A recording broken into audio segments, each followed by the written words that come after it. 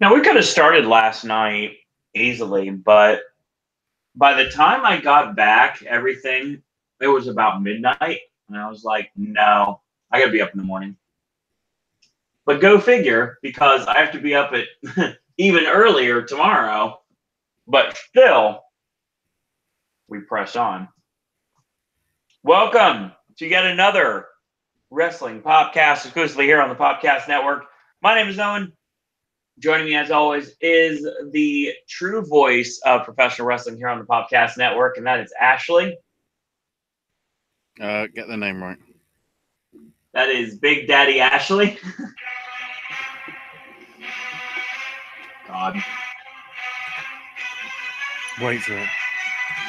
Wait for it.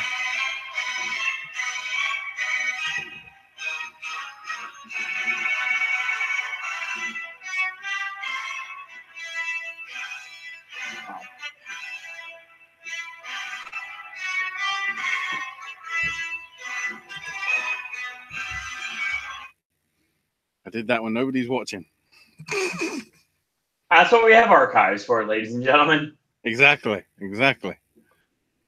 So, yes, this is Tuesday night. It is 10:39 p.m. here on the East Coast. We're going to talk a little bit of everything in this hodgepodge we like to call the Tuesday Wrestling Podcast. Basically, it's wrestling podcast with the day before it. Sometimes it's Monday, sometimes it's Tuesday, sometimes it's Wednesday, sometimes it's Thursday, but it's always going to cover a little bit of everything. In WWE news, obviously we're going to cover Raw and SmackDown. We're rolling on with the G1 for New Japan Pro Wrestling. Impact Wrestling, of course, just had a pretty decent pay-per-view, which we also have our thoughts and our live podcast from Slammiversary. That's also available in this network. Ring of Honor, we have TV tapings, of course, talk about that. Ring of Impact TV tapings as well. All sorts of other things to be discussed in the worlds of independent wrestling and mixed martial arts. All that and more tonight on the Tuesday Wrestling Podcast. So, Ashley, what's going on? I mean, we'll start with what I don't want to talk about. Raw. Oh, God. Okay, hold on. Whoa. For what? No. I'm going to bring this up because I'm not letting this die.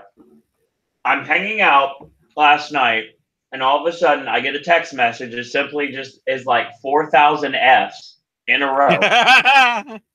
And I've been intrigued about this ever since I first got this message.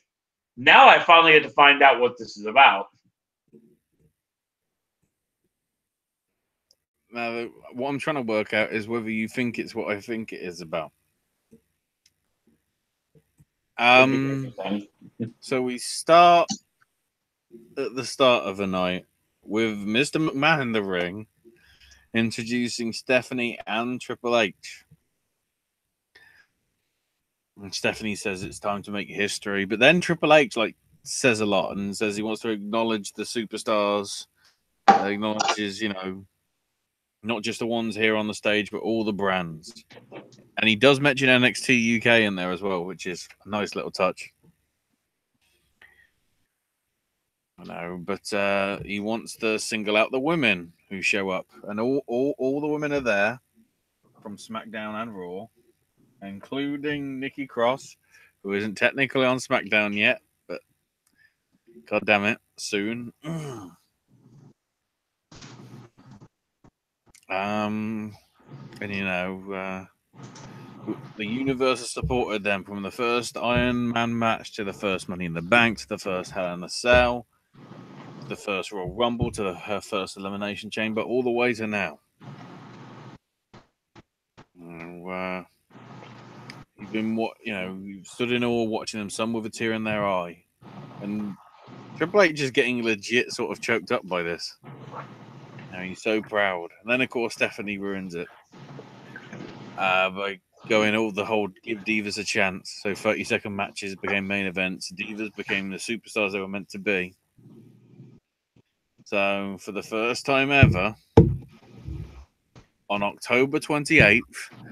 Not saying I fucking called it. He did. Over 50 women, then, now, and forever, participate in a show called Evolution. And it will be the first all-women's pay-per-view. It's my pay-per-view. Let's hope it isn't shit like poo. Oh, Lord. Here we go. But then, as added by Michael Cole on commentary, the Raw Women's title will be up for grabs on this show. The SmackDown Women's title. The NXT Women's title. And the finals of the Mae Young Classic. Per some advertising gump that Stephanie's been doing to promote this on Sky Sports, we sort of have confirmation that the women's tag team division will not be part of that show.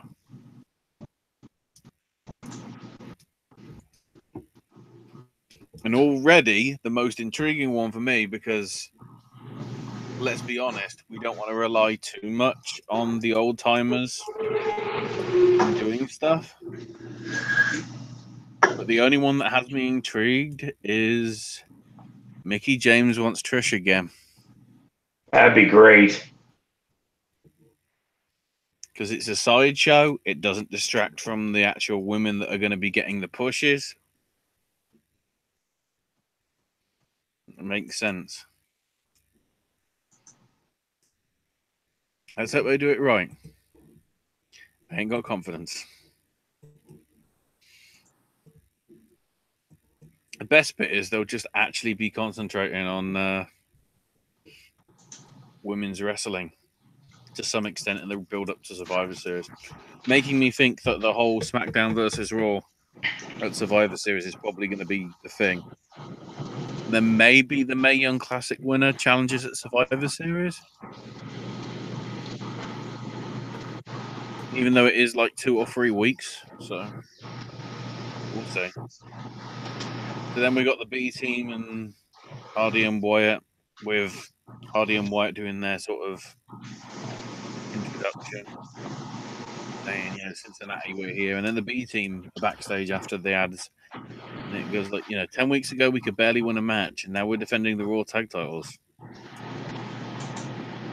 And, the B stands for brothers. And of course, Bo Dallas goes, Axel, you're the brother I never had.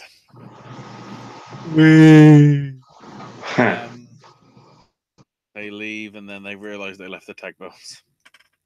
Ladies and gentlemen, Elias. He gets ready to play and is cut off by Hardy and Wyatt. So the match against the B teams was pretty solid. Did what it had to do. And once again,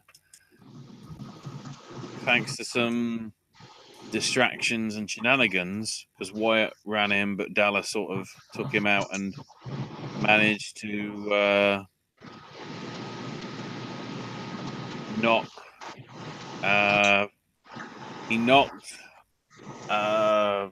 Wyatt into Hardy, who was the legal man, down. Axel manages to roll him up in a schoolboy style, and the B team retains. So now we've got OAR at ringside. I don't know who they OAR. They're a band. Oh. Really good band, actually. Apparently they're doing something with Connor's Cure. Right. Oh, yeah. Also, find it weird that, well, I guess they can't do the pink ropes thing because September's the pink ropes thing. Susan G. Komen. We're not doing that. Unless they do pink ropes, in which house typecast is that shit? So Finn Balor's talking with Gable about the women's thing. They are shilling the shit out of this already. Don't go pushing it too early too soon. We've got 3 months to build for this. Stop saying, oh, women are going to be so pleased. They're going to be so proud. Most of them are going to be watching Total Bellas and not giving a fuck. Or Ms. and Mrs. And, they're chatting. And a guy walks past with his suitcase. And then a guy walks past with his jacket and goes like, what's going on? And it's like, Constable Corbin's given us orders to move you to a new room. And it's a kid's playhouse. Baron Corbin goes, after the result at Extreme Rules, I felt you're too big of a superstar not to have your own locker room. But this one, it suits your stature. And of course, Balor's like, I've always wanted my own Finn's Fun House. And Corbin's like, oh yeah? Well, good luck against Drew McIntyre. And Balor reacts as if to go, oh man, that's going to be a tough match. This was announced 3 hours before Raw started, so how is it a fucking surprise? Shit humor. Finn's reaction to it was actually decent, but shit humor. So then it's like, Bailey, I love you. And Charlie's interviewing Bailey and Sasha, and it's like, we're ready to put aside our differences. We may have differences, but the differences make us stronger.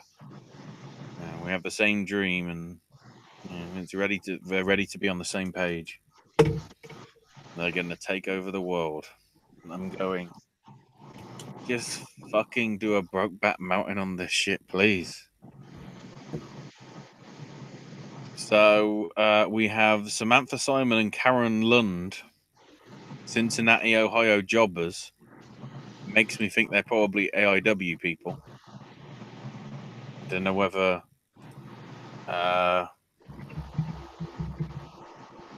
Owen can even find out who they are. Who are Samantha Simon and Karen Lundy? There we go.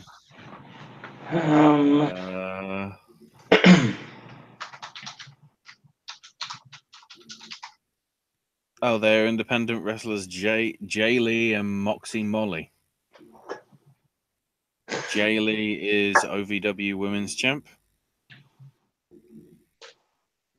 And Moxie Molly is the Women's Champion of ARW Pro Wrestling from Indiana. So that happened. Apparently, the Samantha Simon name is a spoof on Dean Malenko's real name. Yeah, Dean Simon. And Karen Lundy is based on Arn Anderson shooting that name. Yeah. That makes sense.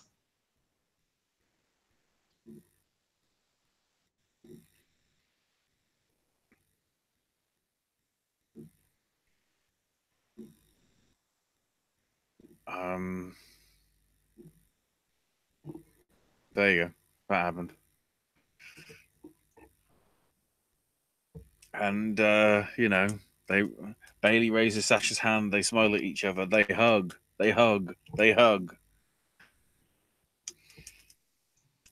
Where I watch it on social media, people were just going, just fucking kiss. No, that's it. Ladies and gentlemen, Elias. And he says the debut album's on iTunes. And he's cut off by Braun Strowman. And Strowman is hyped for Evolution, despite the fact he isn't going to be on it. Although I have heard a rumor that a Romana Reigns is going to be on the show in the main event for some reason. I don't know if you've heard that rumor, Owen. Yeah, I saw the meme that was posted earlier today. So Kevin Owens shows up. And he's like, I can't believe what a callous son of a...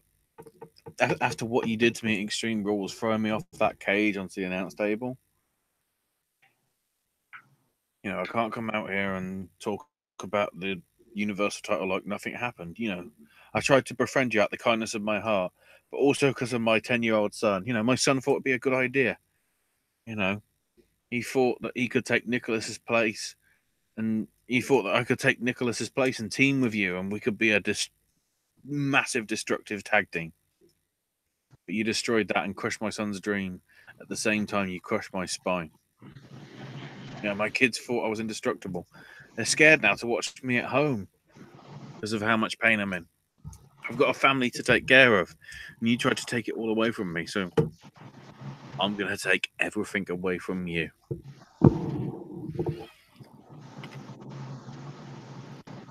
You may have one of Extreme Rules. Oh, sorry. I want Extreme Rules. I've got nothing left to prove. But your problems, Braun, have only just begun. And then here comes Corbin. And says, what Strowman did was technically legal, but it was morally reprehensible. I'm trying to help superstars grow. Tried to help Balor. He can only grow so much. Dodgy writing. But I think I found somebody how to control your temper, and I'm going, oh, no. Dan, it's fucking Jinder. Jinder's like, I can find the calm and nirvana in you. Far too many injuries have happened. Yeah, because Vince is a slave driver. So they get the whole Shanti chant thing going, and Strowman's like, look, I know I've got a temper, but I've got a mantra of my own. Let's meditate. Strowman's just like, yeah, these hands. Get these hands, and the crowd chant it. Jinder gets big booted. Strowman basically murders Sunil Singh with a running power slam, and Strowman poses. I'm intrigued as to what happens with Kevin. We will get to more of it. They recap Ronda's stuff from last week. Then it's time for Mickie James versus Natalya with Alexa in at ringside. And Natalya actually loses thanks to a Mick kick. With some bliss shenanigans, like I think she pulled Natalya off the apron or something. Then we need the ESPY award thing, where WWE won the Sports Humanitarian Award. I get all the stuff they do for charity, but I'm pretty sure other people do. And then an actual good promo from Roman Reigns, which still doesn't solve the issue with him. Because Reigns is a black eye, so I don't know what happened over the house shows. And Charlie's like, the last time you faced Lashley, you lost, and what will be different? And Reigns goes, look, it's a night of first. First time I'm beating Lashley. Now, and I don't have an advocate to make excuses for me. And tonight I'm adding to my resume. I'm going to SummerSlam. Then this was the interesting wording, but the way he conveyed it was like, okay, I guess he did this promo well. People can talk hate and complain about me being shoved down your throats.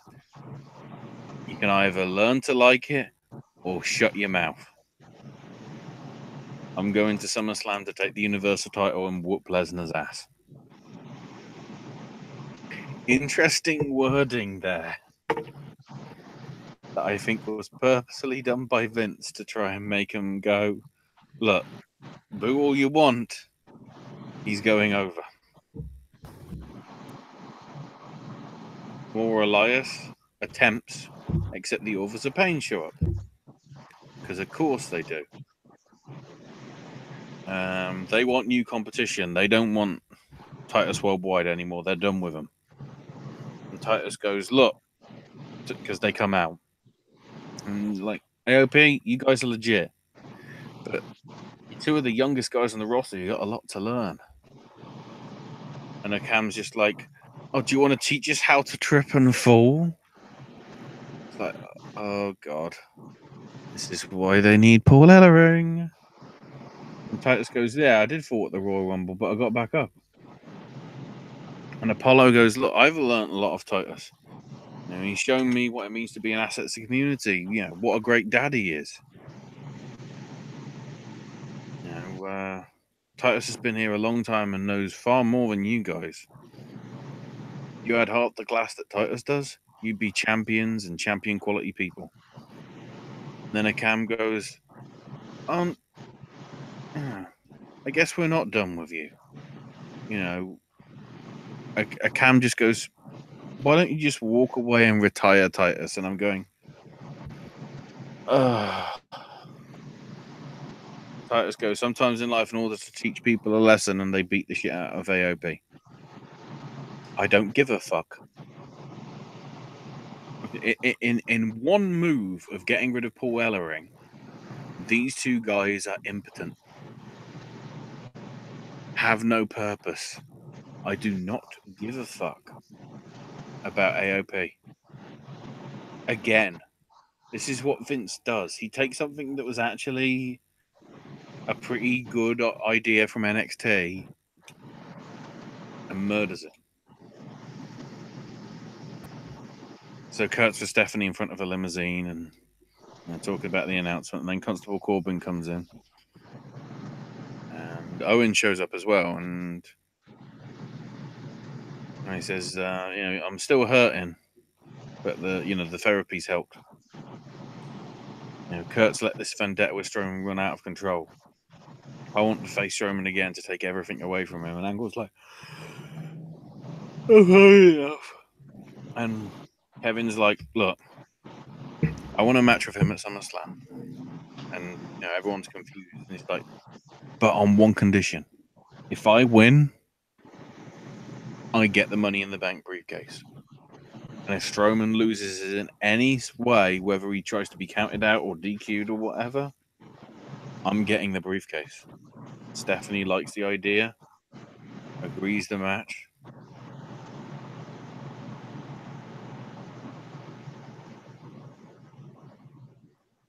And for the first time in what?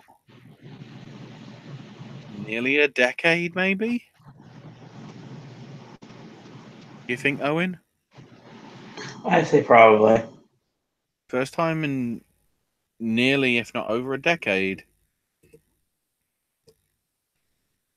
the Money in the Bank contract is actually up for grabs. Very much G1 Climax briefcase style, which is good to see. Been wanting to see that for a while. Mojo Rawley crushes Tyler Breeze. The great thing is, it's like, Mojo's on a crusade to clear WWE of fakers and pretenders. Did you hear that statement? A guy by the name of Mojo wants to get rid of the pretenders in the company. Can he have like a normal name that doesn't make him sound like a cunt?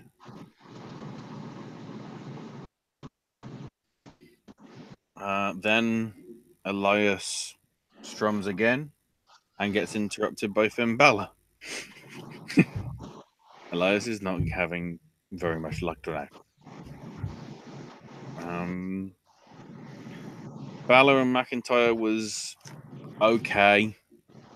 It eventually ended in a DQ because Ziggler got involved. Except here comes Seth, and then here comes Kurt to go, hold on, player. I'm making it a tag team match. Holla, holla, holla, holla, holla. The tag match was good because Seth Rollins was in it.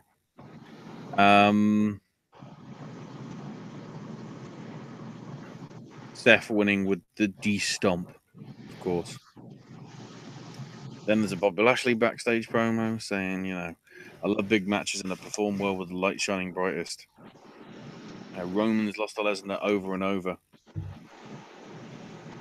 I'll be ready to greet Lesnar next week, and you better be ready because there's no sleep till Brooklyn. And I'm like, oh my god, not reference Run DMC in that fashion, please. Ember Moon versus Liv Morgan. Apparently, Sarah Logan is barred from ringside. Ember Moon wins with the Eclipse. I don't get why Ember Moon is going in an endless feud with these two women. She needs to be in a title picture. She's not a tag team player. And Seth Rollins is smiling because he's got a match with Ziggler for the IC title at SummerSlam. Then Elias strums. Oh, waiting because he interrupted and then isn't. And then Kurt interrupts. And Angle goes, no, it's not what you're thinking. I want to let you know that the floor is yours because I want to hear a song from the new album. And Elias goes, oh, thank you. Yeah, my album's going to change everyone's life. Everybody should buy 2 copies, one for themselves and one for the person they'll become after listening. And he shouts out to OAR saying that they wanted to be involved in Elias's album, but he was too busy to return the calls. And Elias starts doing a little bit of a song, but then stops to go, nah, I'm not feeling it. And then he's like, oh my God, I just realized I'm in Cincinnati. Just saying that name makes me nauseous. I'm not a vain man, but this is the grossest collection of humans that I've ever seen. And then here comes Lashley, and Elias has stormed off. But you know, the Elias stuff was pretty good. Apparently, I love the fact they're saying it's an Elias album. You know how long the album is?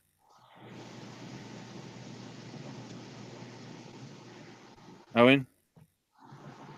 Yes. You know how long that album is? Is it 4 songs? Yeah. How is that a fucking album? It's an EP, is what it is. It's an EP. It's not an album. They keep stressing it's an album. It's not an album. It's still technically classified as an album. It's an EP. That could be a single. Basically.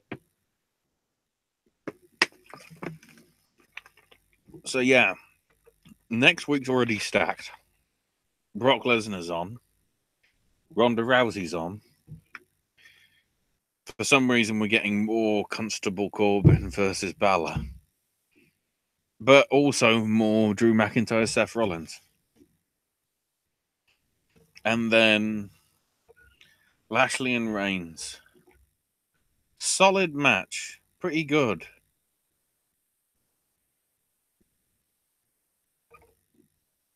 But then the result came. Roman wins with a spear.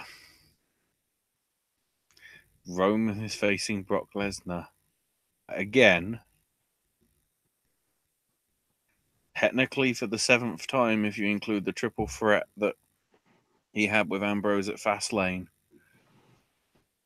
back in 2017, and the 4-way from last year's SummerSlam.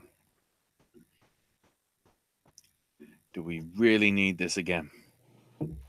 That is why the Fs happened, Owen. It wasn't the women's stuff. It was just the fact that Roman was put over once again. Because they're determined. They're always fucking determined. So now we jump to tonight. SmackDown. With Miz and Marie showing up with their baby. Because tonight is the Miz and Mrs. premiere party. So we start with Randy, and he goes, look, because Randy Orton comes out and says, look, I've heard all the theories of why I did what I did. You know, maybe me and Jeff have got unfinished business from years ago, but no. Look in the mirror. I did it because of you, the fans. I've busted my ass for 16 years. When I began my career, who's around now that was around then? Nobody. Triple H, Brock Lesnar. That is technically nobody. He is the constant in WWE. He sets the tables for the stars these days, yet doesn't get the respect that he deserves. You know, and what is that? Because I don't paint my face? Because I don't change the color of my t-shirts every month? Is it because I compete all year round? Or is it because I don't put my life on my line for approval by flying off a cage or a ladder? I didn't steal a sweet hand gesture. I'm not an indie darling. I didn't pay my dues from hundreds of people. I learned from the best and paid my dues in front of millions. Accomplished everything there's to accomplish. I started the career as a legend killer. And I now realize who the real legend killer is. It's all you fans. I won't let you win. I am the legend. Is this a sign that Randy might be retiring? I've made it my mission to destroy every superstar put in front of me, and that's why Jeff isn't here. And when I'm done with Jeff, he won't ever come back. I'm going to end his career. You know, Jeff's story is truly inspiring. The only bit that I care about is the part that I get to write, which is Jeff's final chapter. Call me what you want. Viper, Legend Killer. You only need to use the 3 biggest letters in WWE, and that's RKO.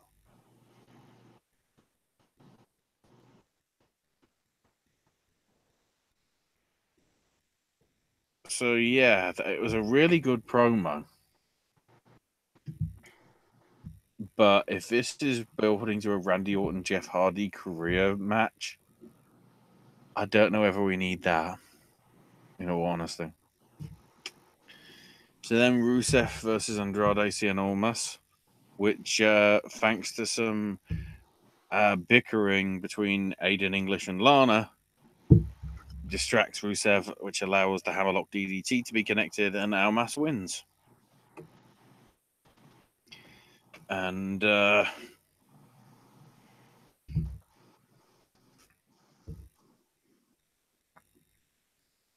was pretty good. Then afterwards, Aiden English and Lana are arguing. Rusev breaks it up and says, enough. You know, maybe neither of you are good enough for Rusev Day. So we're teasing Descent. So now it's time for R-Truth versus Smojo. And Smojo wins in no time. Then Asuka's interviewed about Evolution and says that she's excited and ready. But tonight, Billie Kay isn't ready for Asuka. I see. Asuka, Billie Kay. Asuka wins with the big boot and the kick to the head. Then we got a Nakamura backstage promo saying Jeff was so close last week, but I'm still US champ. You know, can you hear me, Jeff? You know, playing off the whole fingering the ear from last week. That crazy shit. Poor Jeff has been bitten by the Viper.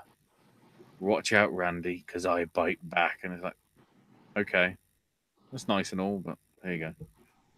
Now it's time for the number 1 contenders announcement with Paige in the ring. Brings out AJ.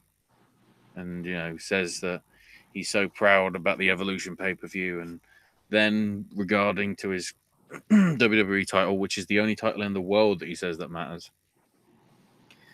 And he signs his contract and wants to know who he's facing. And Paige wants a drum roll and is introducing. But then James Ellsworth shows up and says, you know, Mella may be money, but Ellsworth is exquisite. The real reason I came back to WWE is that title. You know, after all, I have beaten you 3 times, and they do say that 4th time's the charm. And AJ goes, no, nobody says that. And Ellsworth says, well, they will when I beat you, but don't worry. You know, you're not shocked that I'm out here. You're scared, but don't worry. You know, wham bam, Ellsworth a new champ at SummerSlam, and Paige just goes, "Can you stop this, please? You know, what are you doing out here? You know, you're a joke." And it's like, I'm a joke. You're the joke, Paige. We can't even understand what you're saying half the time. Look at the way you look. And Paige is like, we don't make fun of people around here. And Ellsworth goes, yeah, we do. Or I do. You know, you're as pale as a ghost. And Paige comes down to the Ellsworth who's on the ramp and goes, look, I've heard enough. I've got 2 words for you. And the fans, of course, are going, suck it. And she goes, no, you know, like, no, 2 other words. You're fired. And calls for security. And security takes him out and takes him away. Paige is following him backstage, and Paige is getting security to throw him outside the back door. And then, from nowhere, Smojo! Attacking AJ Styles, locking on the Coquina clutch, flips the table onto AJ, signs the contract. It's official. TNA Slammiversary. Sorry, I mean WWE SummerSlam is going to be featuring the WWE title between AJ Styles and Samoa Joe. I approve. And I guess that means Ellsworth is gone, which means Grimm's Toy Show can have him back. Probably. And then Paige is telling Joe backstage after the break, like, I picked you because you're killer instinct and you're unpredictable, but I didn't mean like that. And Samoa Joe goes, well, what did you think that was? I'd say that was phenomenal. And I'm like, okay, that's actually pretty good. And then Carmella shows up and asks Paige why Ellsworth was fired. And it's like, you know, if you're so much money, Mella, buy a new boyfriend. And Carmella just goes, I'm staying champion until the pay-per-view in October. Becky Lynch and Carmella, a solid match.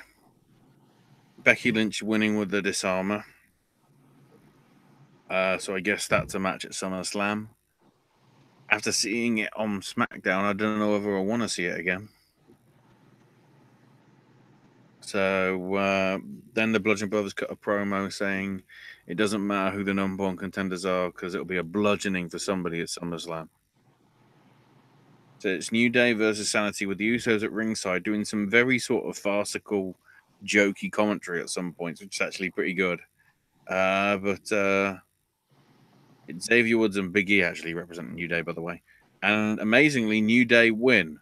So the thing that it looked like, which was Sanity versus Bludgeon Brothers, Not happening. because of course. And then the Bar show up and says, you know, did you miss us? Because we haven't missed any of you. What we do miss, though, is being tag champs. And we don't just set the bar. We are the bar. So then Ms. Marisa with Paige with the baby. And it's like, where's the babysitter? And Paige says, oh, it's right here. And in comes Sin Cara. And Miz just goes, what kind of babysitter wears a mask?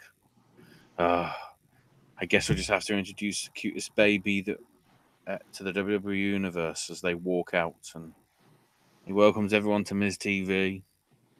And Maurice plugs Evolution. And then the fact that the Evolution started with her. Partially true, I guess, maybe. And then they hype up Miz and Mrs. Along with saying and introducing Monroe Sky, the baby that's accomplished more in her short life than Daniel Bryan has. This is return to WWE. And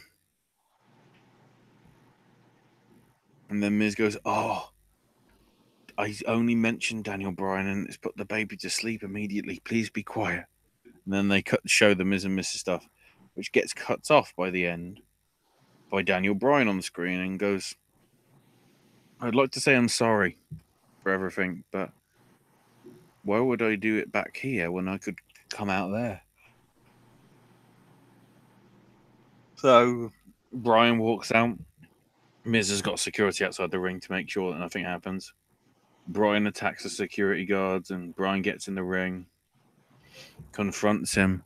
Miz throws Monroe Sky at Daniel Bryan. Daniel catches the baby and It's a fucking doll. Miz attacks him, hits him with a skull crushing finale. Miz is like, I fooled you all. I didn't bring my daughter tonight. This is a doll. That baby that you saw earlier, it's an actor. It's a fake baby. This was all to fool you all. Yeah. If you want to see the daughter, tune into the show. Evolution is a pay-per-view. And there you go. That's down smack, I guess. Now, for 205 Live, I was keeping somewhat tabs on while everything was going down. Interesting opener with trying to think, it was Gallagher versus Tozawa. which was pretty solid. Good match between the two, as you'd expect. And then Tozawa goes to Maverick afterwards, because Maverick's at ringside. I don't know if it's for the whole thing or just for this bit. And he says he wants another match with Lio Rush. Then we've got a TJP insert, hyping up the main event. And Itami. So now it's time for Lindsay Dorado and Kalisto versus Chris Robinson and Ryan DiPolo. I don't know what that is a dig at or who they are. But the Lucha House Party win. Have you seen the new Lucha House Party shirts, Owen? Yeah, not. They are in the style of the In Your House logo. Nice. Then Gulak and Ali do their promos. Lio rushes in the back and asked about the whole Tozawa thing. And says, I don't have a reaction, but you can ask me what I think. You know, I think I already beat him. You know, and I think that I'm in a league of my own, so I think that Tozawa should keep my name out of his mouth. He's like, okay. So then the 4-way, really solid. With Cedric watching, of course, sideways. Thanks to, I mean, a whole load of shenanigans. So the finish was like, Ali got a tornado DDT on TJP, hits the 054, but Itami pulls Ali off and slams Ali's head into the ring steps. Then Itami hits his hesitation drop kick to the head against the ring steps, throws Ali into the ring post, throws him into the ring. Itami then gets thrown into the ring post by Gulak. Gulak puts the Gulak on Mustafa Ali. Ali is not responsive. The referee stops it. Drew Gulak faces Cedric Alexander at some point. Possibly SummerSlam. I'm loving this. I approve of this. The campaign for a better 205 Live moves on to the next stage. I love it, Maggle. Maggle. And other assorted noises. Just to have a quick look. Need to quickly bring up the daily update from 4W and everything. In terms of having the deets from main event, which is coming up. We can find it. Zack Ryder beat Mike Kanellis, and Chad Gable and No Way Jose beat the Ascension. Random as fuck. And then NXT, Lacey Evans beat Dakota Kai.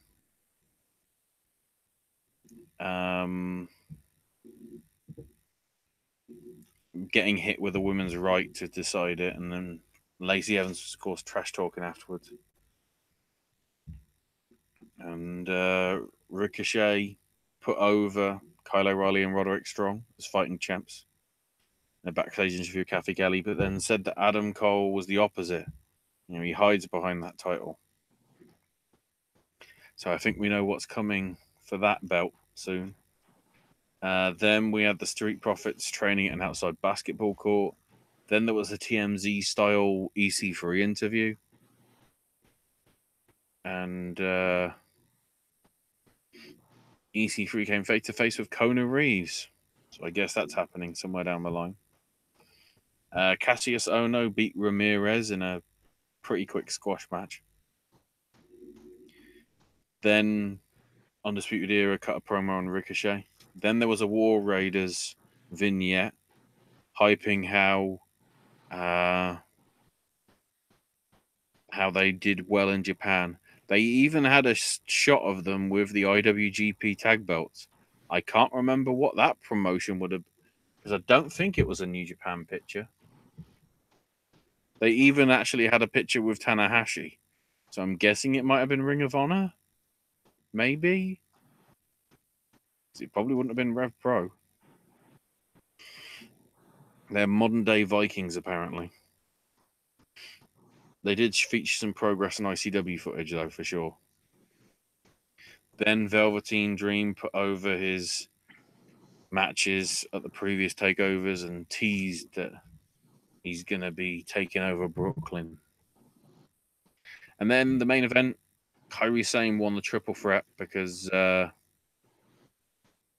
Bianca Belair was unavailable. Shoot, kayfabe-wise, because she was on a honeymoon, but I guess it's how to make her not look weak. Sane winning with a flying elbow drop on Candice, who had covered Nikki Cross after the Cabrada. It was a nice little touch. Good show. Although it is worth noting, next week, the main event, as in tomorrow night, the main event of NXT is Aleister Black versus Tommaso Ciampa.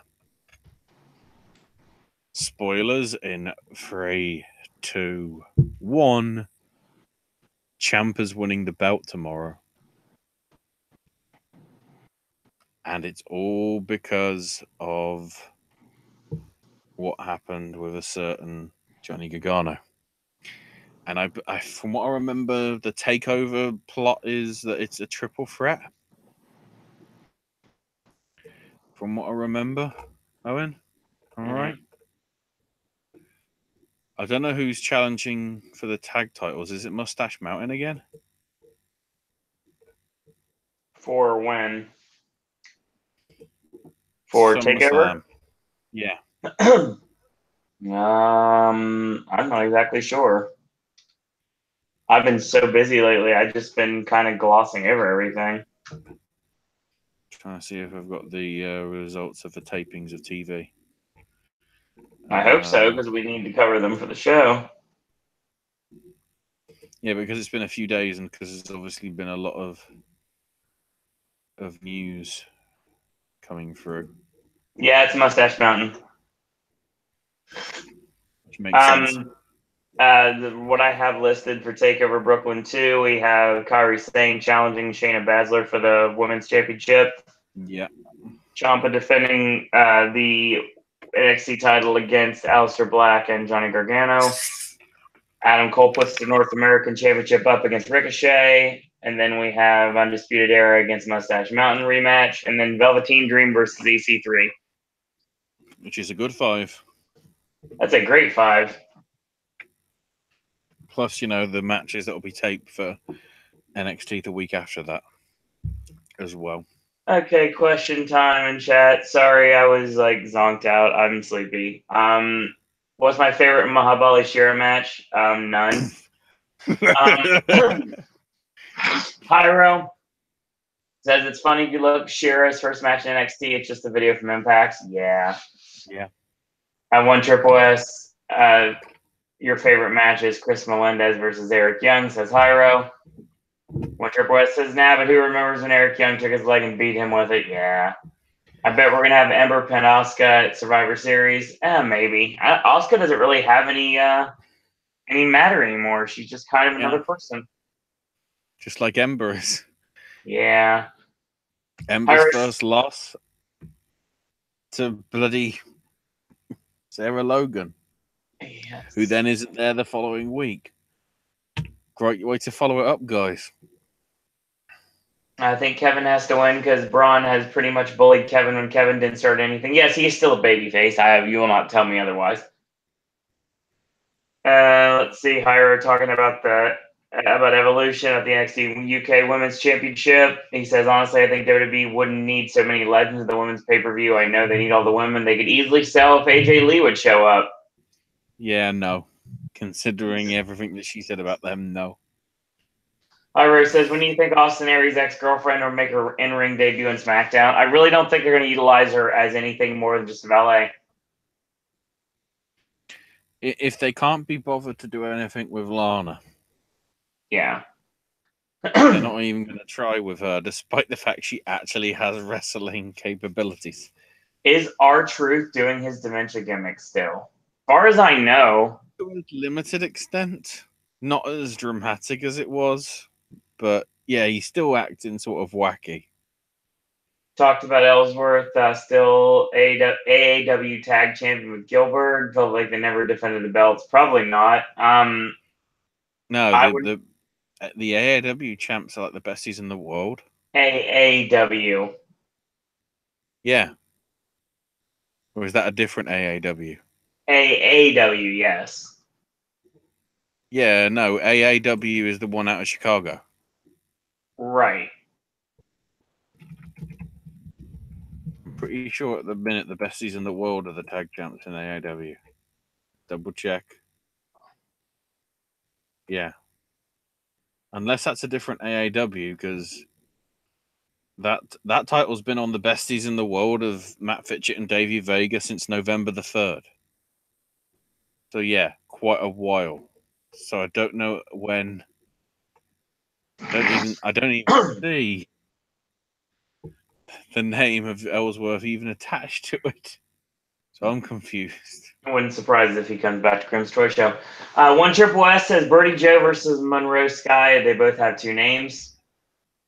Trust me, everybody that I've seen on social media says that is going to be the main event of WrestleMania 50. Talking about the Ring of Honor 6-man tag champions. We'll get to that later. Rumors on Cena versus Undertaker. One Triple S thinks it's too late of a build-up for SummerSlam. It worked at WrestleMania. Yeah. No build-up. No. Plus, I'd have thought it's more likely to happen at Survivor Series just to plug, Undertaker's. Bumblebee. Well, Bumblebee. yeah, that's true. Because then Cena can truly be the villain. Even though he did a thing at one of these, I don't know if it was Comic-Con or whatever. No, I think it was on a show. I think it was at a premiere thing. No, it might have been at Comic-Con when he was talking about, the whole Transformers film, saying that he's enjoying playing the villain for a once. Pyro says, no disrespect to the women. They're great, but they need to find something original. It's so annoying copying the men. Any news of Roy Gulak, Chelsea Green, Garza Jr., and Robbie E? No. No, I haven't heard anything yet. They'll come if they do. ACW tag champions, not AAW. Says Pyro. Why is WWE not bringing in bigger guys like Rob Terry and Brian Cage? Because they got too many. They have too much. That's the problem. There's too many muscular guys in that company. They have too many guys in the company, period. Look at all the great talent in NXT. You can't really push anybody because there's so many guys in the company. No. Wouldn't it be cool if Tessa Blanchard... Cage is busy anyway at the minute with Impact, and I don't know whether Rob Terry would ever go in. I hope not. Would it be cool if Tessa Blanchard made a surprise appearance at Evolution? I know that her Impact contract isn't that long. I think Tessa's fine where she is right now. I heard Tessa's on a 2-year deal. Yep. I don't know if she's on maybe Evolution 2020. Oh, yeah, if that happens. If she's on good terms with Ricochet, I don't know, since they broke up, possibly. I hate what WWE is doing with Ty Dillinger. I feel like he should be a contender for the North American Championship. I've been saying that for a long time. And Hyra says, I feel Garza Jr. and Almas would be a good tag team. Yeah, that would be bad. I actually wouldn't mind seeing them feud, too. I mean, the really good thing would be get the original Sin Cara back in. That would be the true Los Ingobernables, I would say. Yeah. All I'll say to Hyro and 1SSS as well, make sure you catch the archive of this as soon as it goes live. Once we go off the air. There might be a treat for you at the start. Unless you were here earlier. Hopefully you were. Because then it will mean more views for us. Yeah, I'm sort of clickbaiting you. So be. Hey, it works sometimes. I mean, don't forget, we're about ready to go into the time of year where it's basically all about Ashley videos. Yes. The network is literally ran by AJ and Ashley. Yes. Because I'm going to be so busy and so tired. Daniel Bryan.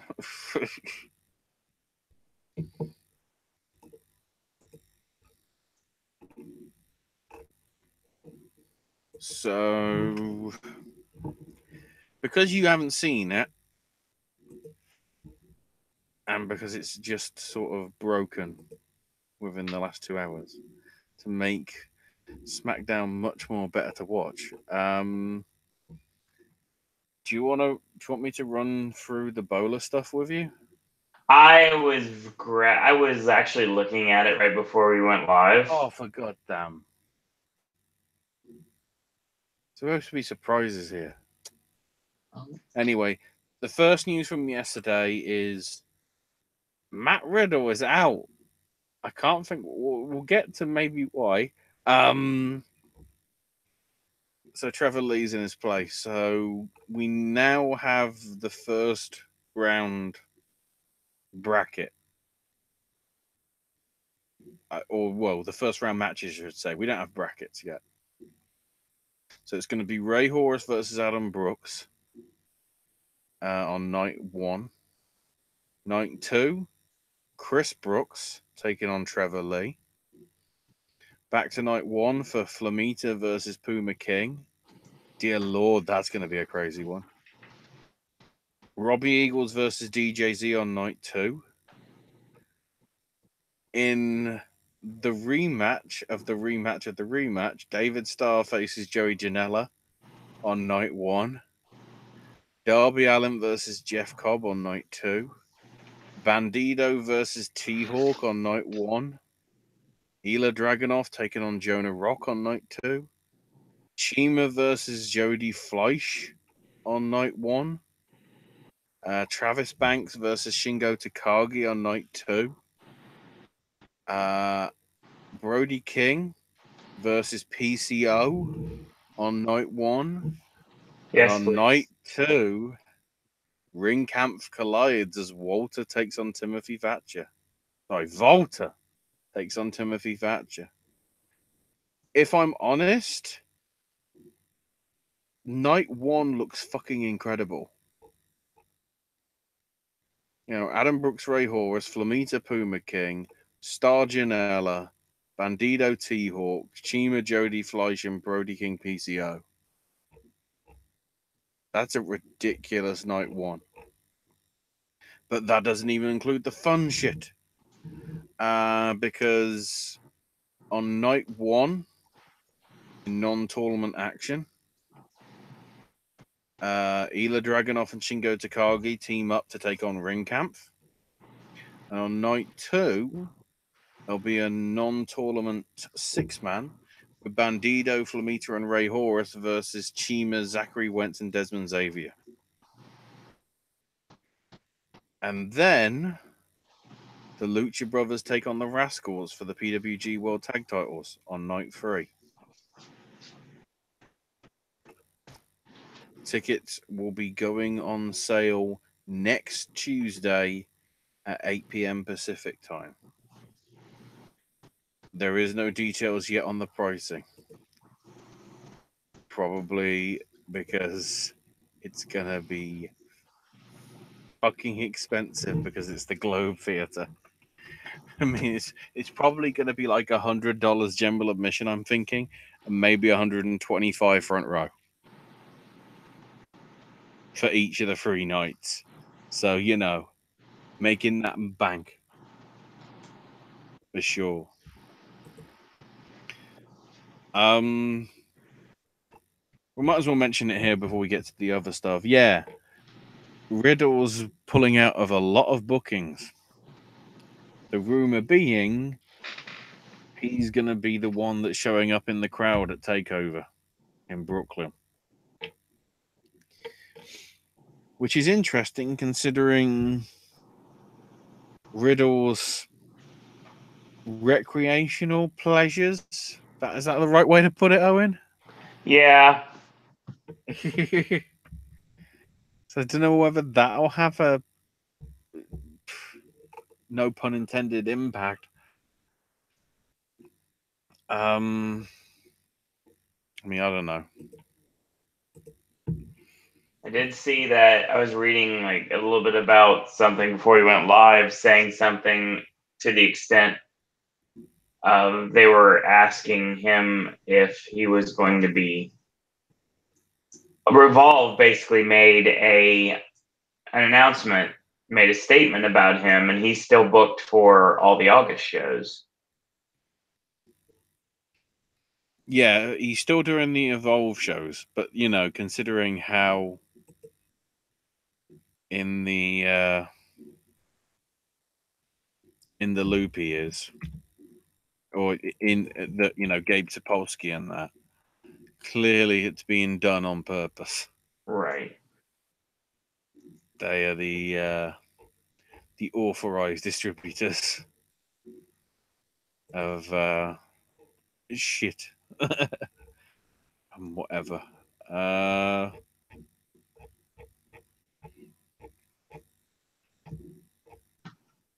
So I'm just making sure I got my notes from the tapings of Impact.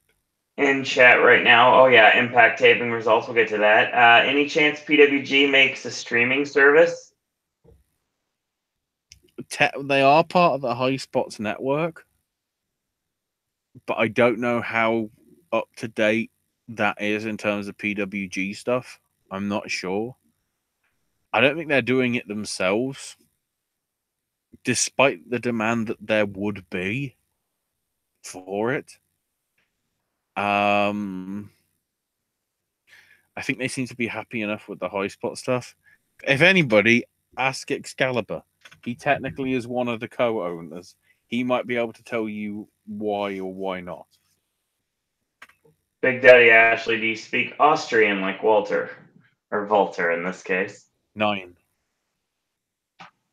No, not really. I'm not that bilingual. I vaguely remember the GCSE French stuff that I did.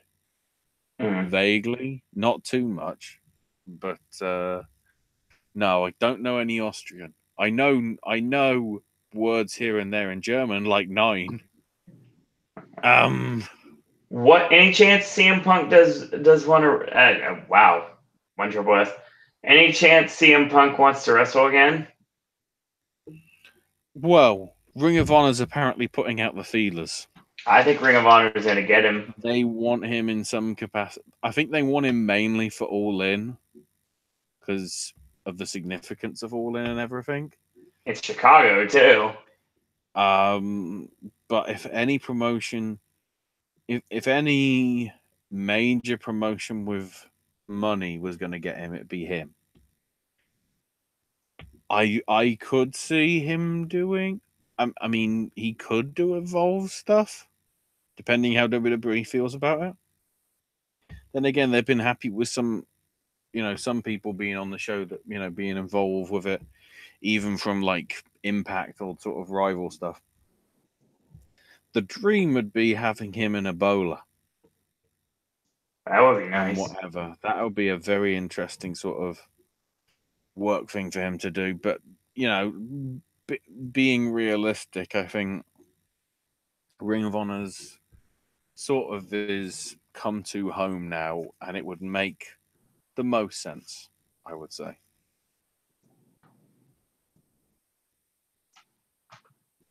Let's see what we got. When is Jericho ever going to defend the IC belt? I feel like I want Okada to have a different belt. That would be cool. I honestly think Jericho is defending the belt at, I don't know if it's King or Pro Wrestling. It's one of the shows that's coming up after G1, like September time, October time-ish. Mm-hmm. And I think the angle is going to be Okada's challenging him for the belt at Wrestle Kingdom, and Okada's winning. Wouldn't be shocking. Therefore, adding to the rule of thumb of Jericho loses at every single Wrestle Kingdom.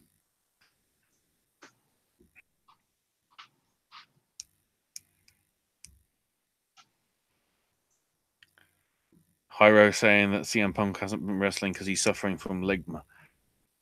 Ligma's suddenly become a big thing. Ninja from bloody Fortnite's got it. Oh, what's going on? Eddie Edwards in Ring of Honor. Maybe he can wrestle somebody in the Jericho Cruise. Well, considering the fact that we pretty much also prognosticated that Eddie Edwards is going to be the next challenger for Austin Aries. Oh, we'll get to that. No, whether Eddie would go back, I don't know. Depends how he feels about the current regime that's in charge. I know Davey Richards needs to go back. Davey's a dick. Just generally, you know.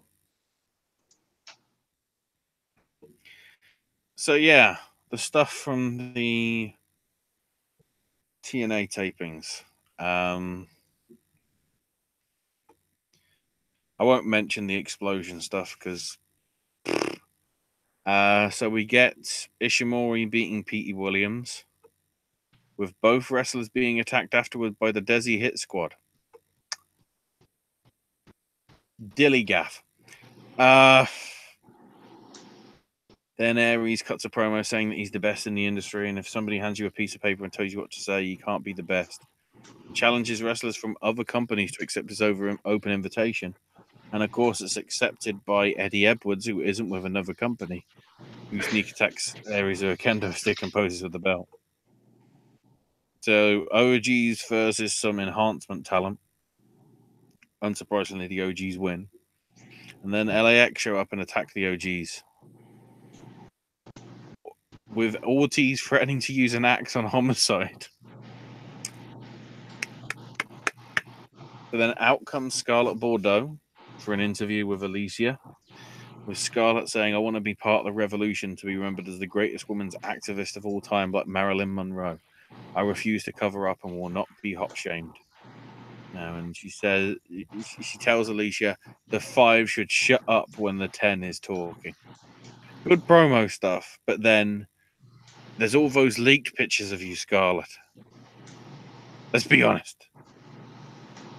Johnny Impact beats Trevor Lee, with Johnny cutting a post-match promo saying he'd heard that Congo Kong and Jimmy Jacobs were talking trash on him. Tessa Blanchard beats Rebel. Thank fucking God. Gamma Singh comes out and saying that the Desi Hit Squad will be the mother of all tag teams. They then beat KM and Fallah Bahh. Although it is worth noting, KM actually had the match won, but Fallah Bahh caused a distraction to make sure that his team didn't win. Why did they pair them up? Because of it. The X Division title rematch between Sydal and Cage, which Cage wins. Then we've got Kira Hogan and Ali versus Su Yung and an undead bridesmaid.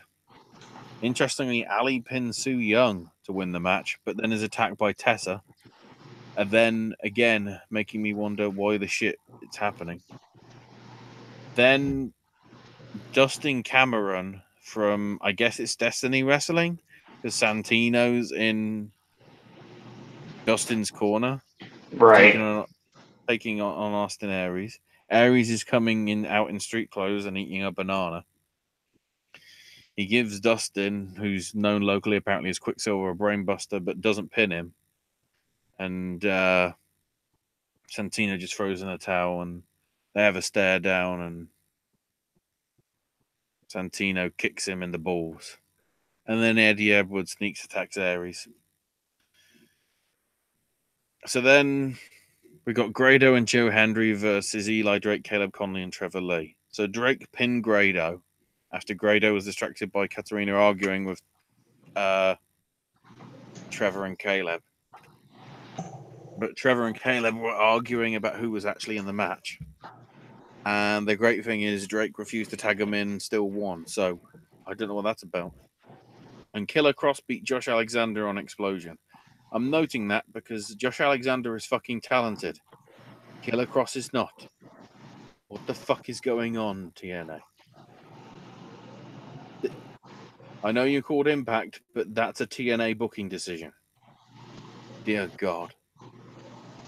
And then Lucha Bros beat OVE.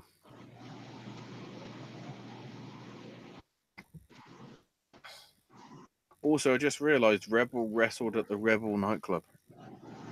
And she lost. Then for Explosion, KM and Fella Bar beat Tarek and Tyson Dukes. Then Gamma Singh comes out for a promo saying he'd rather be in Brampton than Toronto. And the Desi Hit Squad lose to Ishimori and Petey Williams. And what a great squad that is.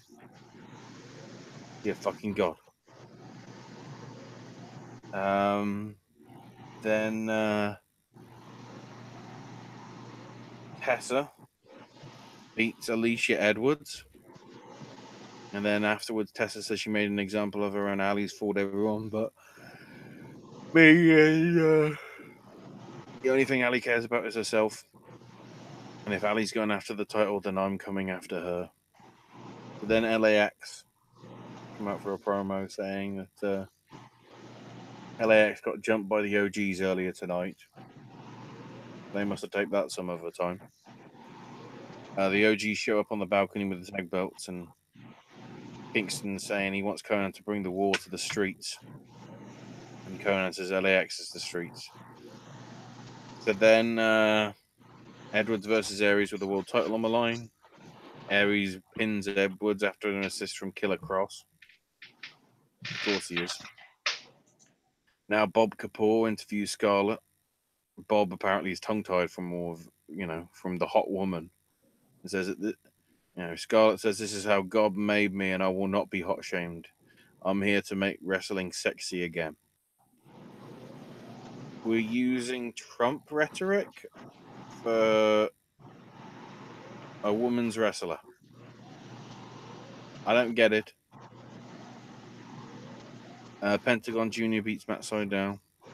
But then afterwards, an OVE video plays. And Sammy orders Jake to shave Dave's head. And Sammy's like, OVE's looking more and more now like a family. So I guess they're all going bald. One goes bald, everybody goes bald. Jimmy Jacobs versus Johnny Impact set to happen. Jimmy saying tonight Johnny will get the monster. As Congo Tong attacks him, Impact before the match. And Johnny wins by DQ thanks to the interference when the match eventually does start. Afterwards, the heels continue the beat down. Johnny then manages to fight back, gives Kong a tornado DDT on the ramp. No sells a chair shot from Jimmy, and then parkours to stop him from running away. That happened. Then there was a Joe Hendry music video about Eli Drake and the Cult of Lee, because it's Eli Drake versus Joe Hendry in a one-on-one match, with Eli Drake winning after Grado distracted Hendry while arguing with Trevor Lee. Then Su Yung and Ali. Ali won by DQ because Tessa interfered. So I guess that's a thing. The Cult of Lee for Explosion beats the Deaners. Then Austin Aries comes out and introduces his new insurance policy, Killer Cross.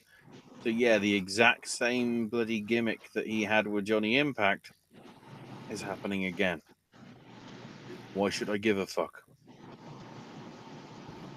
And then when trying to leave ringside, Aries and Cross are confronted by Eddie Edwards and his kendo stick. Cross, of course, sells these kendo stick shots and chokes out Eddie, because I don't give a fuck. Then on Explosion, holy fuck, Rebel beat the Undead Maid of Honor. Rebel won a match. Has anybody got a spoon so I can pluck out my eyes so I don't have to watch it? Thank you. And Phoenix beat Sami Callihan after Pentagon countered the OVE interference. So that happened. That'll be stuff that's happening over the next few weeks. Speaking of weird shit,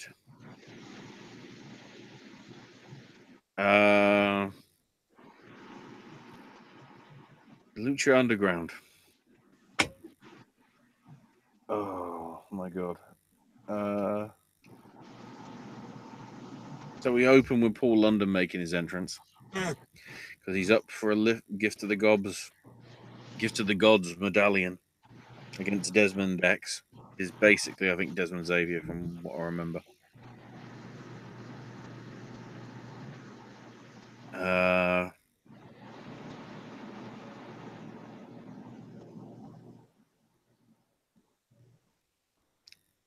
So basically,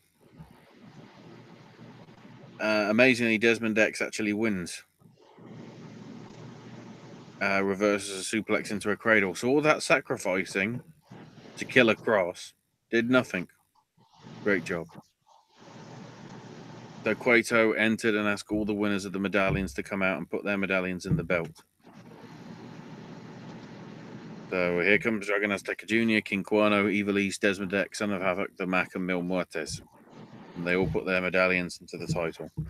But then Antonio, a.k.a. Dario with a bad wig, wants to have a little fun, so announces that only 6 people will be competing for the championship. All 7 people will be in an over-the-top rope battle royal with the winner getting to choose who doesn't compete. You know, the winner gets to throw out somebody from the actual competition. The Mac won the battle royal, then cut a promo saying, "I'd like to think that I'm not scared of anyone, but Mil Muertes scares the crap out of me." So Mil Muertes is chosen. He won't be competing. Muertes is not happy. Katrina isn't happy. And then Muertes beat the shit out of everybody bar the Mac, I believe, because of what happened. So then we get Mundo and Vibora, with Vibora actually getting the win.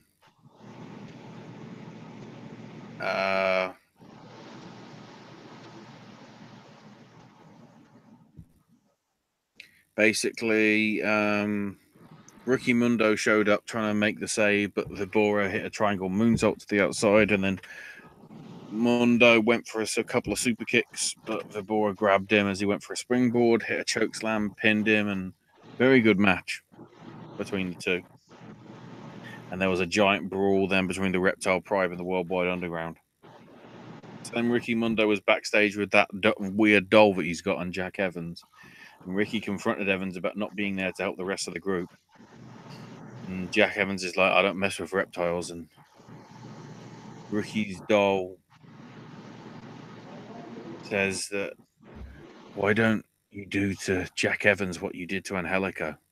So yeah, the reason why they wrote out Angelico of Lucha Underground is, what a surprise, he's fucking dead. And then Pentagon Dark beat Brian Cage to retain the Lucha Underground title. So, you know, he lost. Yeah, he won with a package pole driver and whatever. You know, Cage then tried to hit Pentagon after the match. Pentagon ducked him, hit him with a title belt. The fans are wanting the arm broken. Pentagon went for it, but Cage powered out, hit an F5 right onto the title, and then Cage ended the show holding up the Lucha Underground title. So, yes,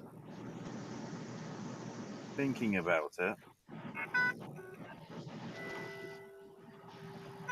the guy that lost the match and therefore didn't win the title is holding the title aloft at the end. Why?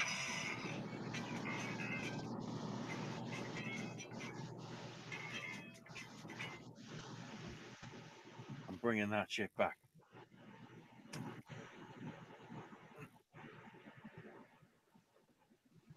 So, yes, I think, is that all the television stuff? Should we jump into the one of G's? The one of G's. Black G's. I was hoping that would wake up Owen.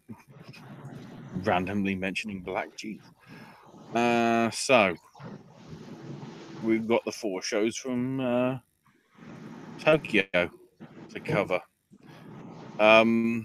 First to mention, as I expected when we were on last week. They did a whole show with a tribute to Masa Saito, which made a lot of sense.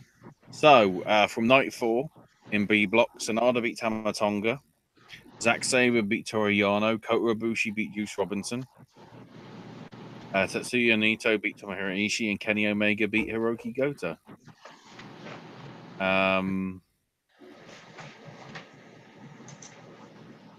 Yeah, basically, there was some shenanigans and whatever with Tama Tonga and the Samoan Hit Squad or whatever they're called. So of course there was. Night 5, over to Block A. Jay White beat Michael Elgin.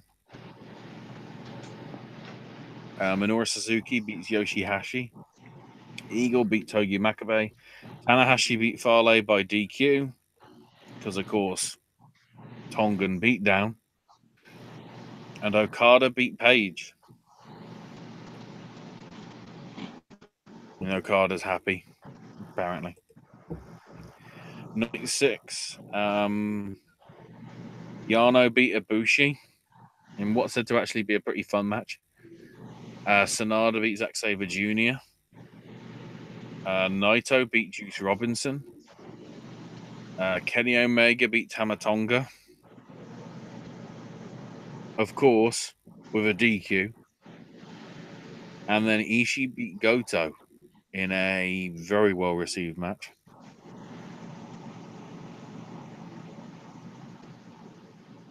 And then night 7. Back to Block A. Yoshi-Hashi beat Michael Elgin in probably somewhat of an upset, maybe. Evil beat Bad Luck Fale by DQ. I'm starting to get sick of these DQ bits, but I guess it's going to be the trend for the entire thing. Minoru Suzuki beat Jay White. Tanahashi beat Hangman Page. And Okada beat Makabe. So as it stands, nobody in Block A is undefeated. As obviously Jay White's loss to Suzuki stopped that in its tracks. So the key thing to note, though, is everybody has won a match. Because, yeah, Fale actually won a match, I guess, because they did shenanigans afterwards. So as it stands, Evil, Jay White, and Tanahashi are on 6. Okada, Makabe, Suzuki, and Elgin are on 4. And Paige, Yoshi-Hashi, and Fale are on 2. And then for Block B, Kenny Omega is undefeated. He's 3 for 3. Then Ishii, Naito, and Ibushi and Sanada are on 4. Sabre, Goto, and Tama Tonga and Toru Yano are on 2. And Juice Robinson hasn't won a damn thing. Then again, Owen, does he need to because he is US champion? At this point, not really, but it would have been nice to see him do something in the G1 this year. But then again, I mean, he's US champion, so it doesn't matter. We've got night 8 coming up. Let's quickly go to the schedules for the next week or so. So, because it's as noted by Kenny Omega in Being the Elite, it's basically the start of we're fucking traveling everywhere. So they're in Nagata this Thursday. So basically within the next few hours, if you are staying up to watch it, you may not want to. You might just want New Japan World so you can catch it on archive. Shizuoka on Thursday into Friday. Aichi, Friday into Saturday. And then Monday in Kagawa, or Sunday into Monday, I should say. And then Tuesday into Wednesday at Kagoshima. And then also Thursday in Fukuoka as well, Wednesday into Thursday, depending on how it is. Anyway, the next few ones. So for night 8, we've got Goto Yano, Naito Tonga, Ishii Sabre Jr., Juice Robinson, Kenny Omega. Whether we see an upset there, I don't know. And Sanada Ibushi. For Friday, we transfer back over to Block A for day 9. It's Elgin Suzuki. Oh, that'll be fun. Evil versus Paige. Jay White versus Farley, which I'm guessing we can just give to Jay White as a free win. Tanahashi versus Makabe and Okada versus Yoshi-Hashi. Saturday, day 10, back to Block B. We got Tamatonga, Zack Sabre Jr., probably a DQ. Juice Robinson, Toru Yano. Maybe Juice gets a win there, depending on the shenanigans of Yano. Ishii Ibushi, Goto Naito, and Omega Sanada. And then Monday, in case we are doing... can we say ahead whether we're doing one after Raw on Monday or not? Your schedules and all that. I don't know yet.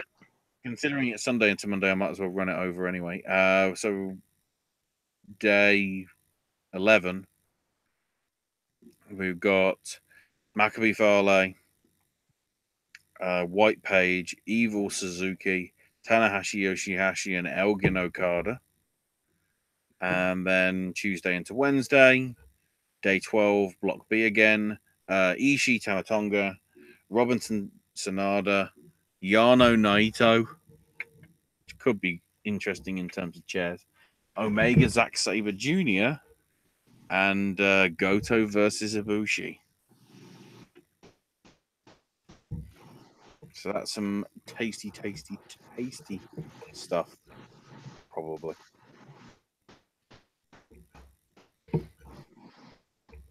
Yeah, the Destruction shows seem to be mid-September-ish. They might be on there. That's why I'm thinking Jericho could be playing up. But then King of Pro Wrestling at Sumo Hall is... no, hang on. Is it Sumo or am I looking at it wrong? No, it must be Sumo Hall. Is October the 8th. That might be more of a better chance for him. But then you've also got Power Struggle November 3rd. Unless they just have him on both. They could easily. So I don't know whether it clashes. Well, it clearly can't clash with the Cruise because otherwise Kenny Omega can't beat on it. So there's your openings in case you're thinking about Jericho and all that.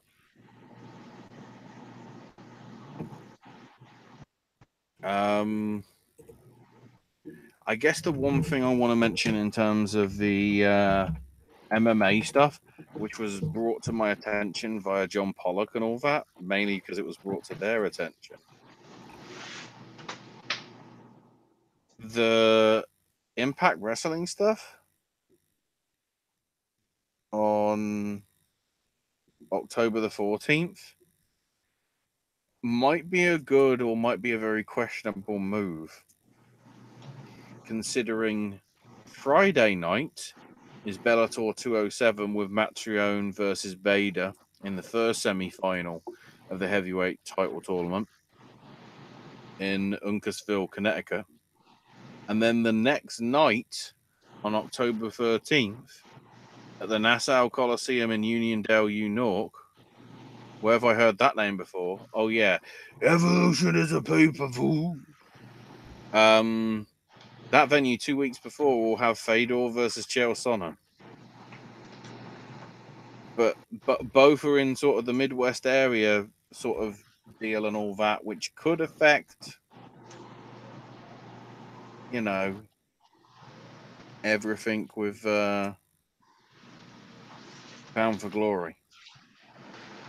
Ashley, can we do rapid fire? Yeah. I don't know if we've got many questions left. Did you answer most of them in chat? I lost track because I saw the ACW thing with Hyro again. When's Jake Hager ever going to fight in Bellator? Good question. Imagine WWE was able to have a live event at Korakuen Hall. Well, they do have live shows at Korakuen Hall. It's just they never publicize it, and it always seems to be at the same time when New Japan's in America. Do they do it on purpose? Itami's going to Pro Wrestling Noah. Yes, he is. I think it's next month. Going back for a thing because, yeah, there's a partnership between them. So I guess the partnership with Impact and Noah is now dead. Thank God Hashimura is part of New Japan. Captain New Japan versus Taiji Ishimori. Please no. Please no.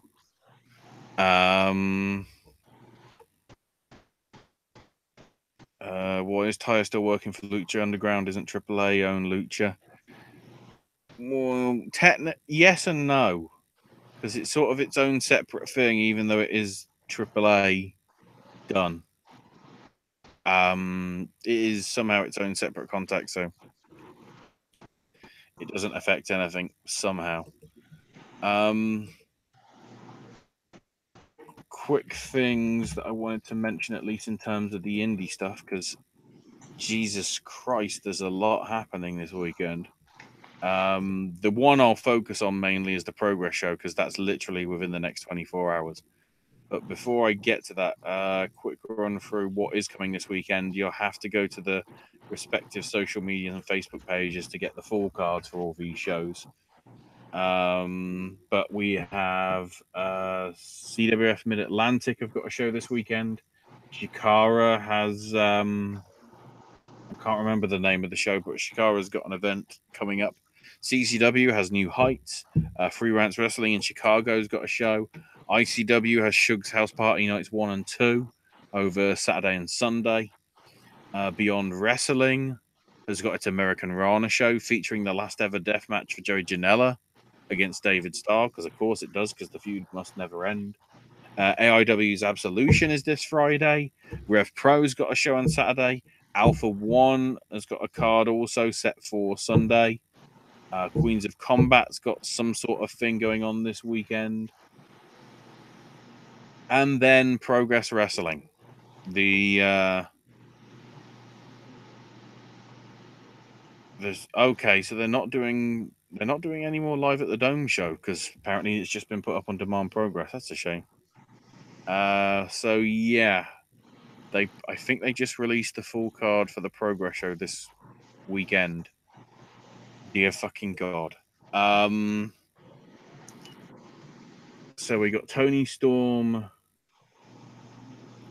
in action against, I can't see the picture because they didn't frame it properly. Thanks, Progress. If I can actually see it. Oh, they also clarified the situation, because if you remember on the last one, Flash Morgan Webster got rid of Mark Haskins and changed up to the Boar. Apparently, Flash Morgan was the guy that signed the papers, so technically it's his team that's involved. So it isn't affected by anything somehow. I was trying to see if I can get a full Progress card. I should probably go to hashtag. The big one, which I'm surprised that they're pulling the trigger on so soon, is Volta versus Travis Banks. So it's happening tonight, lads. It's happening tonight. Let's have a quick look.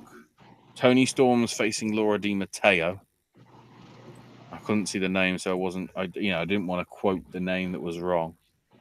And the Thunder Bastard, the 198, as it now is, a Flashman Webster and the Boar, takes on Aussie Open of Dunkzilla and whatever his name is, I can't remember. But yeah, it's Aussie Open versus the 198. We've got a fatal four-way non-title match, I believe, featuring Pete Dunne, Eddie Dennis, Mark Haskins, I think, Jack Sexsmith. If I can get Chris Ridgway. My bad. This is what happens when the pictures get cut off. The Grizzled Young Vets defend the tag titles in the Thunder Bastard series against the Anti-Fun Police. And then I guess the big three, if you will, Doug Williams defends the Atlas title, maybe for the last time against TK Cooper. Because from what I remember, Doug did say the next time he loses that belt, he'll retire. So we'll have to see what happens there. Ginny puts her Progress Women's title up for grabs against Millie McKenzie. And the main event, Travis Banks versus Big Daddy Volta. Which should always be fun. I don't know whether they're going to give Volta the title. Maybe. That'd be a good swerve. But somehow I doubt it will be. Travis Banks will probably retain, but we'll see. I'm intrigued to see what goes down on Chapter 74 Midweek Matters as we head into the US tour starting next weekend. So yeah, I think go quickly back to the chat. Oh, I just noticed there. Why is AAA having bad booking? I thought having Conan for creative was good, plus Vampiro's terrible. How he just interferes in matches randomly. The thing he did to Taya. AAA's had bad booking for what, 5 years, Owen? How many times have I been saying the Triple Mania was a shit show? Or AAA's had shit shows? Pretty ridiculous. So, who knows? Oh, and I guess to wake you up as we go, the Being the Elite video with Hangman Page saying, I've murdered Joey's before, leading into Joey Janela versus Hangman Page confirmed for All In. It should be a good one, in all honesty. No mention of Grandmaster Sexay. I'm still trying to work out what's going on with that. All I know is he got arrested. I haven't heard anything about updates as to what happened there. I know he got arrested, so yeah, for DUI and invading police. Basically, he was trying to make it home, apparently, and failed to stop when the cops tried to pull him over. So something that's a relative minor misdemeanor to some extent. Also, I don't know when the last time Brian Lawler, whatever you want to call him, was relevant. So I don't think he honestly was. But we'll see. Aries doesn't have the belts he used to. He doesn't even show the other belts. Well, yeah, because probably they lost that shit. Why did AAA get rid of the Fusion Championship? They had too many belts. I mean, they still have too many belts to some extent. Bloody crazy with that shit sometimes. Is Demand Progress and Pivot Share? I think it uses the hang on. I'm just double checking because the demandprogress.pivotshare.com is the link. So yes, by the looks of it, Demand Progress is Pivot Share based. One thing as well, if you do subscribe to Demand Progress, you get access to Smash Wrestling stuff as well, and Defy Wrestling shows, among other things. So it's not just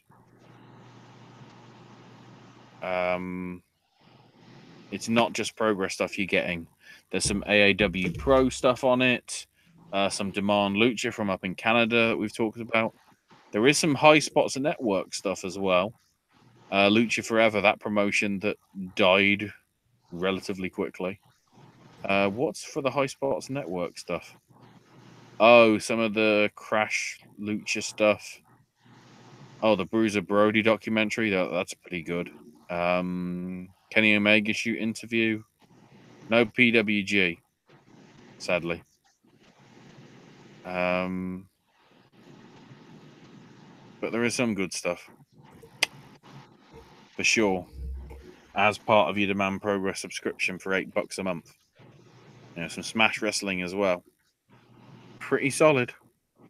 If you're wanting an alternative to your Impact or your Honor Club or your WWE Network, I'd say Demand Progress is probably it, because it's, 3 or 4 different solid promotions that you're going to get content from. All for $8. New Japan has so many belts. They have a title unification.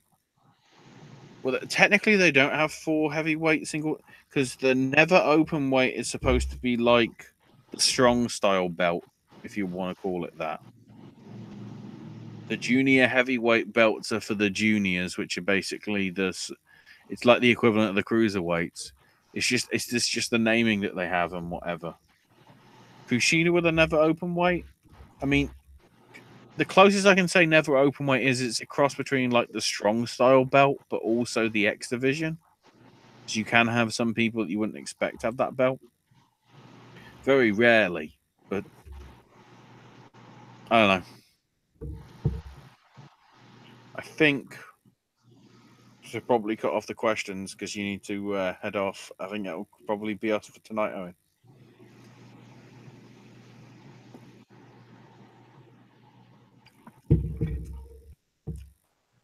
So I have to talk louder so he can wake up. So yes, you can find me on Twitter at Ash is my name UK. Owen's on Twitter at Sir Owen Disney, right? That's correct. Woke him up.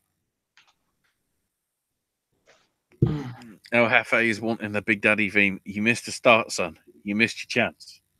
Go back to the archive. Play that first minute or so. But should be up in the next tomorrow. 5-10 minutes. Antonin Dvorak is coming, everybody. Antonin Dvorak is coming.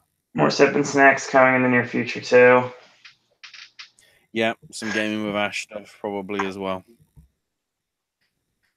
AJ's movie reviews. I'm expecting Mission Impossible stuff this weekend, probably. I would say so. I mean, he hasn't mentioned anything. I haven't talked to AJ in about a week. Actually, no, probably about a couple weeks. We've got a special versus coming up for Sunday. So yeah, get ready for that. I'll just put it that way. I don't have a code word for you other than well, I don't break promises. So that's coming up your way. Thank you for everyone joining us tonight. Yeah, Hefe, Hyro, 1SSS, all the usuals.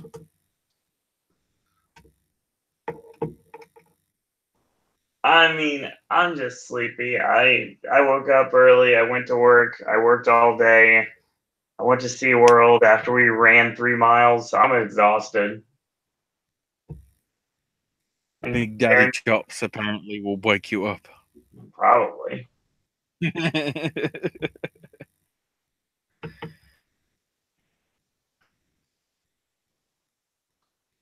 think that's our show. Mm-hmm. So once again, thanks everyone for joining us tonight. We've already went through all the ways you can find us on social media and all the things coming up in the near future. So the only thing that needs to be said now is, in a world where there are a billion wrestling podcasts, we're very pleased that once more tonight you've chosen a Popcast. I want to thank everyone for watching. Thanks everyone for listening. And until tomorrow, boys and girls, that's all we got to say about that. Yeah. Oh, hold on. It's time to start!